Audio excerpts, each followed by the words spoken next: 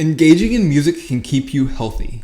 In this video, we'll talk about some ways that you can engage in music to improve your immune system, but also why it keeps you healthy.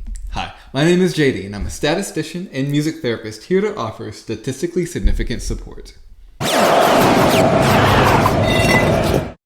Creative activities can have a healing and protective effect on our mental well-being, but also promote relaxation, provide a means of self-expression, reduce blood pressure, reduce stress, and even boost the immune system. In fact, cortisol will decrease in response to relaxing music.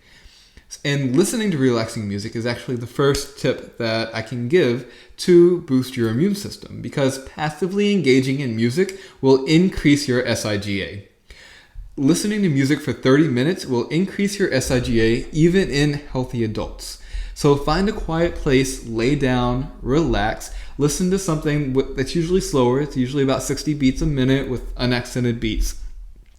But the important thing is that you like the music and that you find the music personally relaxing. And that's a theme that I'm going to keep bringing up, that you like the music that you're engaging with. Now, notice I said that listening to music boosts your SIGA. SIGA is interpreted as a marker of the local immune system in the upper respiratory tract and as a first line of defense against bacterial and viral infections. SIGA will increase the most when you like the music that you're using. But it's also responsive to music engagement, both active and passive, and it's better the more that you like the music. So listening to music is being passive, but being active with the music actually boosts your immune system that much more. It's a better way to improve your immune system, and the theory behind this greater improvement is that producing the music makes it personal, which comes with a greater emotional response, which leads to larger endocrine changes. So listening is being passive. Drumming is an example of being active. After one 70-minute session of drumming, cytokines increased and cortisol decreased in the participants. After 6 weeks of drumming once a week, the people saw changes in their interleukin-2, interleukin-6, and interferon gamma. They also saw a reduction in cortisol, all of which indicated an enhanced immune system and less inflammatory activity. But if you don't have a drum, that's okay. You can use your table, you can make your own, you can even use your body. Your body is a perfect drum, and that will actually increase the vibrations you have with it. If you want to take it a step further, you can sing while you're being percussive. So for 30 minutes, sing your favorite songs while you're shaking a rattle or a tambourine, or, using your body as a drum. Because playing an instrument while singing will increase your SIGA. But have fun while you're doing this, and have fun making your own instruments. You can do that. You can put beans in a Tupperware container, or even those little plastic Easter eggs, and make a great egg shaker. But if you don't want to be percussive, that's okay too. You can just sing. That's being active with music. And even a choir saw elevated SIGA levels after 1 hour of singing. So belt out your favorite tunes. Go sing in the shower. Go sing to your plants. Have a karaoke party with your kids. Go sit in your car or drive your car and turn up the music and just belt it. The point is to like it. I enjoy singing while I write. It's healthy for me. It's good for me. So that all of that is the how to engage in music, but why? Why does it actually work? Well, it's thought to affect us through 4 main different factors. Our auditory system, our physical involvement, like our body movement, our social engagement, and our personal response, like liking the music, or even having an emotional response to the music. And in one model, stress affects us physiologically and psychologically, and the physical involvement with the music will change our physiological response. But the social response and the personal response we have with the music will change our psychological response. So the stress comes in, and affects us both mentally and physically.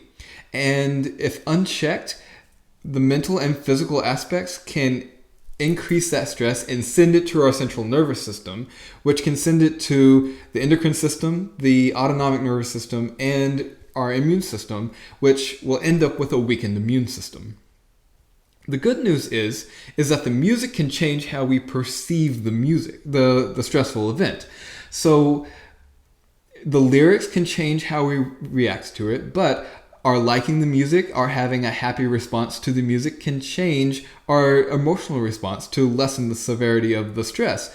But it can also provide a social connection that can lessen the stress. So when it goes to the central nervous system, it won't weaken the immune system.